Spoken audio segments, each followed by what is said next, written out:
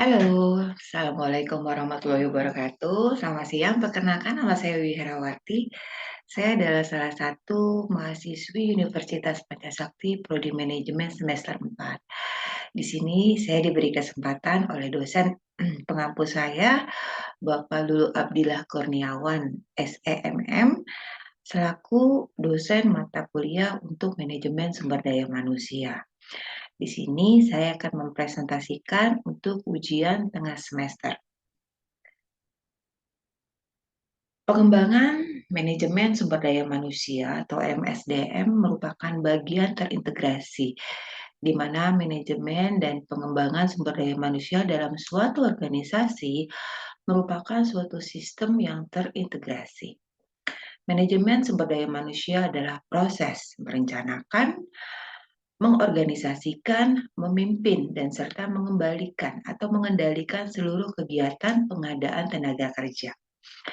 Pengembangan karyawan, lalu ada pemberian kompensasi, pemeliharaan karyawan, dan pemutusan hubungan kerja yang berdasarkan ketentuan dan perundangan yang berlaku untuk mencapai sasaran dan tujuan individu karyawan, perusahaan, dan juga masyarakat. Pengembangan karyawan yang dimaksud adalah pada dasarnya adalah pengembangan sumber daya manusia dalam suatu organisasi. Keberhasilan organisasi sangat ditentukan oleh mutu sumber daya manusia sebagai modal utama atau human capital, khususnya orang-orang yang bekerja dalam suatu organisasi tersebut. Perubahan lingkungan internal dan eksternal dalam suatu organisasi yang cepat dan kompleks akan menuntut kompetensi setiap karyawan untuk mampu menangkap fenomena perubahan yang terjadi, lalu menganalisis dan mengantisipasi dampaknya terhadap organisasi dan menyiapkan orang-orang yang tepat untuk menghadapi perubahan tersebut. Nah, di sini kita akan bahas tentang pengertian sumber daya manusia. Yang pertama adalah di mana perusahaan untuk mengatur sumber daya manusia yang dimiliki. Sumber daya manusia inilah yang nantinya akan membantu perusahaan untuk mencapai tujuannya. Semua masalah yang terjadi pada ruang lingkup karyawan, pegawai, buruh, manajer, dan semua tenaga kerja yang berhubungan dengan pekerjaan menjadi perhatian perusahaan.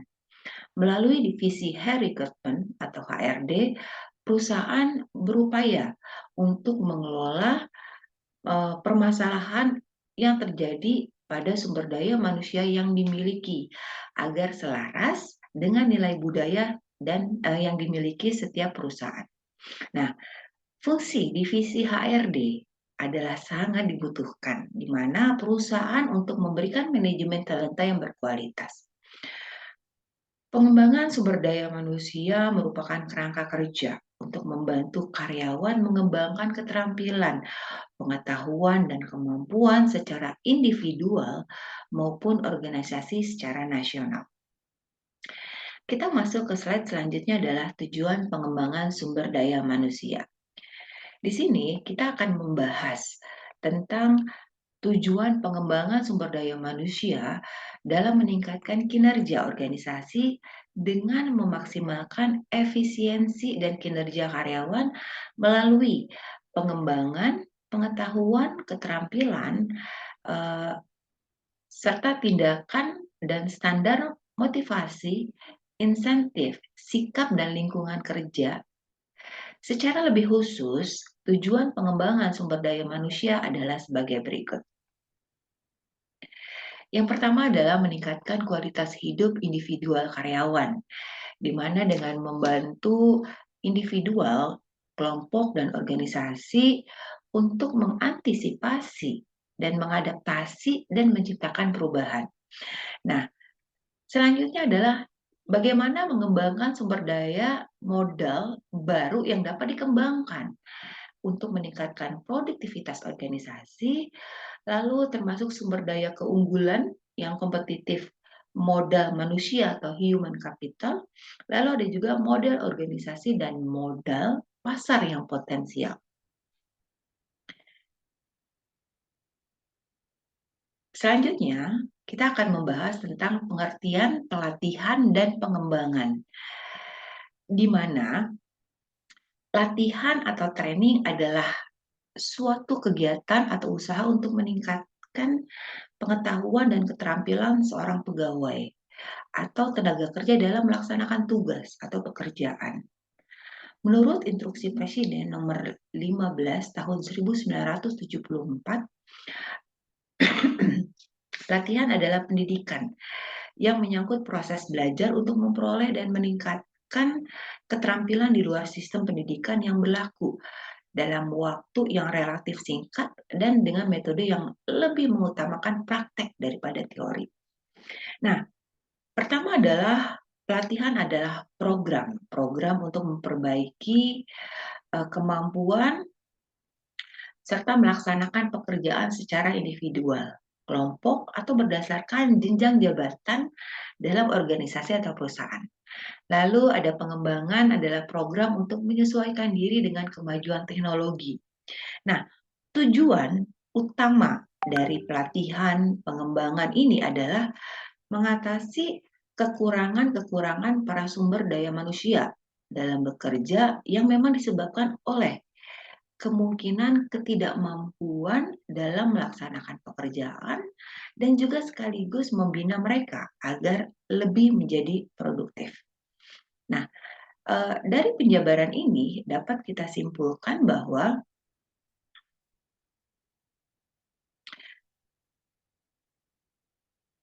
pelatihan dan pengembangan dapat membantu untuk menjamin bahwa anggota organisasi memiliki pengetahuan dan keterampilan yang memang dibutuhkan untuk menjalankan pekerjaan secara efektif, serta mengambil satu tanggung jawab baru, dan tentunya beradaptasi dengan perubahan kondisi. Sekarang kita masuk ke slide selanjutnya, yaitu manfaat pendidikan dan pelatihan. Di sini kita bisa lihat, sumber daya manusia adalah merupakan aset investasi yang apabila dimanfaatkan merupakan modal yang sangat berharga dalam pelaksanaan pembangunan yang di samping sumber-sumber lain atau modal lainnya. Sumber daya manusia harus dapat diubah menjadi sumber aset keterampilan yang bermanfaat untuk pembangunan maupun perusahaan. Untuk itu, berbagai keahlian, keterampilan, dan kesempatan harus dibekalkan kepada sumber daya manusia tersebut sesuai dengan kemampuan biologis dan rohaninya. Yang pertama adalah analisis kebutuhan pelatihan atau training need analysis, di mana di sini tahapan termasuk ke dalam tahapan perencanaan pelatihan, di mana dalam analisis kebutuhan pelatihan terdapat 3 situasi, di mana organisasi itu diharuskan melakukan analisis tersebut, yaitu performance problem, terus sistem terbaru dan serta teknologi, dan habitual training. Lalu yang kedua adalah perencanaan dan pembuatan desain pelatihan, di mana secara keseluruhan tugas yang harus dilakukan pada tahap ini adalah mengidentifikasi sasaran pembelajaran dari program pelatihan dengan menetapkan metode yang paling tepat untuk menetapkan di mana penyelenggaranya dan dukungan lainnya serta memilih dari beraneka ragam media. Lalu tidak lupa kita menetapkan isi pelatihan, lalu juga mengidentifikasi alat-alat evaluasi, lalu menyusun urutan-urutan pelatihan. Selanjutnya yang tidak kalah penting adalah membuat materi pelatihan tentunya, yang memang yang sangat diperlukan dan perlu dikembangkan. Contohnya adalah seperti jadwal pelatihan yang secara menyeluruh ya kepada karyawan, lalu rencana setiap sesi yang akan dilakukan, lalu materi-materi pembelajaran seperti buku tulis, buku bacaan, handout, lalu ada juga alat-alat bantu pembelajaran, lalu yang terakhir adalah formulir evaluasi, di mana formulir evaluasi adalah bagaimana para karyawan yang kita latih mengevaluasi pelatihan-pelatihan yang sudah mereka lalui yang akan menjadi pembelajaran kita untuk melakukan edukasi ke depannya. Lalu yang ketiga adalah implementasi pelatihan, di mana implementasi pelatihan itu adalah tahap berikutnya untuk membentuk suatu kegiatan pelatihan yang efektif. Seperti contoh adalah implementasi dari program pelatihan. Keberhasilan implementasi tersebut dari program pelatihan dan pengembangan SDM tergantung dari pemilihan atau selecting program. Lalu yang terakhir adalah evaluasi program latihan dan pengembangan, di mana kriteria evaluasi tes pendahuluan atau pretest kepada para karyawan yang memang harus dilatih atau dikembangkan. Pelatihan untuk para karyawan yang memang dilatih atau dikembangkan berupa tes purna atau protes, lalu ada juga yang namanya promosi tindak. Untuk memastikan keberhasilan pelatihan dapat dievaluasi atau dapat dilakukan melalui evaluasi, di mana secara sistematis manajemen pelatihan meliputi tahap-tahap perencanaan yaitu training, need analysis, tahap implementasi, dan tahap evaluasi. Kita masuk ke slide selanjutnya adalah evaluasi tenaga kerja. Di sini dalam evaluasi tenaga kerja, kita akan melihat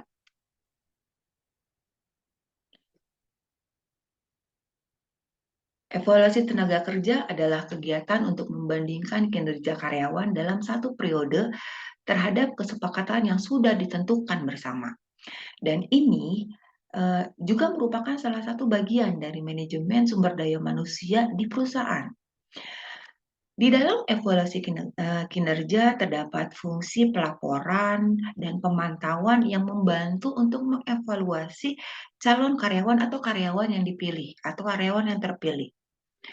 Divisi recruitment sudah memiliki standar tertentu untuk melakukan evaluasi kerja karyawan. Dengan evaluasi kinerja, karyawan juga bisa memperbaiki kesalahan dan belajar supaya bisa melakukan pekerjaan dengan baik, benar, dan tepat. Lalu fungsi kompensasi dan penggajian pada manajemen sumber daya manusia, di mana kompensasi diberikan kepada pekerja sebagai balas jasa atas kontribusi yang diberikan kepada perusahaan.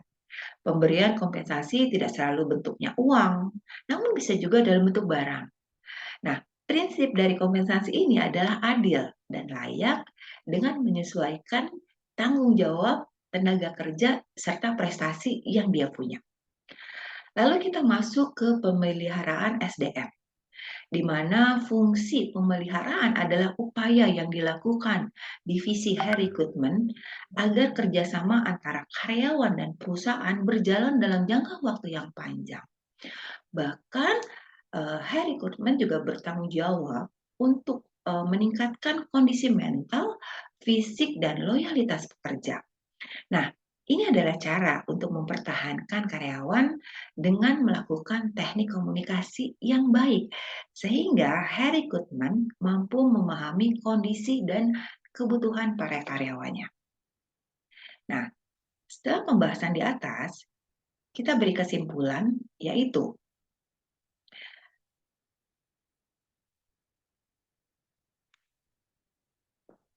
berdasarkan pembahasan di atas, maka penulis atau saya memperoleh kesimpulan sebagai berikut. Yang pertama adalah pengembangan sumber daya manusia dengan pelatihan dapat memperbaiki penguasaan berbagai keterampilan dan teknik pelaksanaan kerja tertentu untuk kebutuhan sekarang. Sedangkan pengembangan bertujuan untuk menyiapkan pegawainya siap memangku jabatan tertentu di masa yang akan datang. Yang kedua, tujuan pelatihan untuk memutakhirkan keahlian seorang individu sejalan dengan pertumbuhan teknologi zaman hari ini atau zaman saat ini. Melalui pelatihan pelatih trainer, ya, melalui pelatihan sebagai pelatih atau trainer, memastikan bahwa setiap individu dapat secara efektif menggunakan teknologi-teknologi baru, mengurangi waktu belajar seorang individu, menjadi, kompeten dalam suatu pekerjaannya, lalu membantu memecahkan persoalan operasional dan mengorientasikan setiap individu terhadap organisasi. Nah, saran dari materi yang barusan saya bahas adalah sesuai dengan pembahasan serta kesimpulan yang telah dikemukakan sebelumnya, maka ada beberapa hal yang perlu disarankan. Yang pertama adalah dengan mengidentifikasi kebutuhan akan pelatihan dan pengembangan, sebaiknya tiga pihak yang harus terlibat, yaitu pihak pertama adalah satuan organisasi yang mengelola sumber daya manusia, lalu pihak kedua adalah para manajer satuan kerja, dan pihak ketiga adalah para pegawai yang bersangkutan sendiri. Lalu yang kedua, untuk menerapkan pelatihan partisipasi dengan menggunakan berbagai metode dan teknik yang tidak menggurui dan menceramahi yang bukan merupakan suatu hal yang sederhana. Hal ini hanya disebabkan karena keterbatasannya dalam pemahaman konsep dan penerapan pelatihan partisipatif di kalangan karyawan. Nah, setiap individu maupun, masyarakat pada umumnya, alangkah baiknya agar menerapkan atau mengikuti pelatihan-pelatihan yang dilakukan oleh setiap perusahaan pada saat si karyawan tersebut bernaung di atasnya. Nah, ini adalah beberapa daftar pustaka yang saya cari untuk memenuhi, eee, presentasi saya hari ini dalam ujian tengah semester. Dan saya akhiri, apabila ada kekurangan saya mohon maaf. Wassalamualaikum warahmatullahi wabarakatuh.